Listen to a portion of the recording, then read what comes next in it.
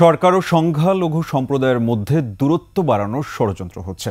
তবে এ বিষয়ে সরকার সতর্ক বলে জানিয়েছেন প্রধান উপদেষ্টার বিশেষ সহকারী মাহফুজ আলম।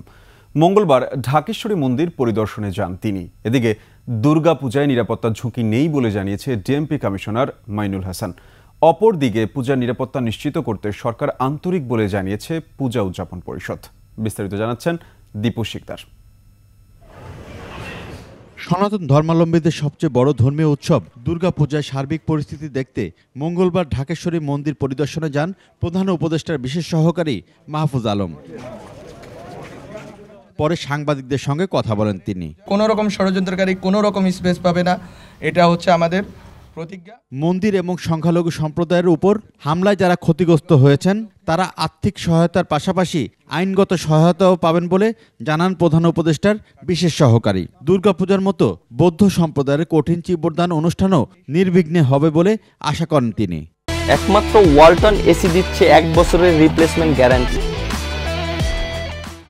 যারা ক্ষতিগ্রস্ত হয়েছে সেই সকল ফ্যামিলিগুলো জাস্ট পুনর্বাসনের জন্যই আমরা টাকা সরকার থেকে দেওয়া হচ্ছে এরকম না, বরং যারা ক্ষতিগ্রস্ত হয়েছে এবং উদ্দেশ্যমূলকভাবে অথবা ইনডিসক্রিমিনেটলি হামলার শিকার হয়েছে তাদের মামলা, তাদের জন্য তারা যাতে ন্যায় বিচার পান সেই ক্ষেত্রেও সরকার আইনগত সহায়তার ব্যবস্থা করবে, খুব শীঘ্রই সেটা করবে।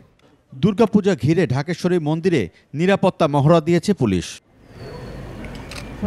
রাজধানীতে নাশকতার কোনো আশঙ্কা নেই বলে জানিয়েছেন ডিএমপি কমিশনার। প্রতিটি পূজা মণ্ডপে পর্যাপ্ত সংখ্যক ফিক্সড পুলিশ মোতায়েন, থানা পুলিশ কর্তৃক নিজস্ব অধিক্ষেত্রে টহল ও চেকপোস্ট ব্যবস্থা, উচ্চ ক্ষমতা সম্পন্ন সিসি ক্যামেরা সহ আরটিওআই ও মেটাল ডিটেক্টরের মাধ্যমে চেকিং ব্যবস্থা, আয়োজকদের মধ্যে হতে প্রতিটি পূজা মণ্ডপ কেন্দ্রিক স্বেচ্ছাসেবক দল বা ভলান্টিয়ার মোতায়েন, সাদা পোশাকে ডিবি পুলিশ মোতায়েন।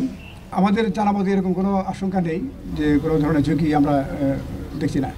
সেনাবাহিনী সহ আইন শৃঙ্খলা রক্ষাকারী বাহিনী পূজার নিরাপত্তা নিশ্চিতে যথাযথ পদক্ষেপ নেয় সন্তোষ প্রকাশ করেছে পূজা উদযাপন পরিষদ। প্রত্যেক সময়ে পূজা নিয়ে আমরা নিরাপত্তা সংখ্যায় থাকি। এবার আমরা আশা করতেছি যে আমরা একটা সুন্দর শান্তিপূর্ণভাবে পূজা উদযাপন করতে পারবো। উৎসব মুখর পরিবেশেই দুর্গাপূজা উদযাপন হবে বলে আশা তাদের। নির্দেশনা 1 নম্বর। দীপু শিকদার, 21 টেলিভিশন, ঢাকা।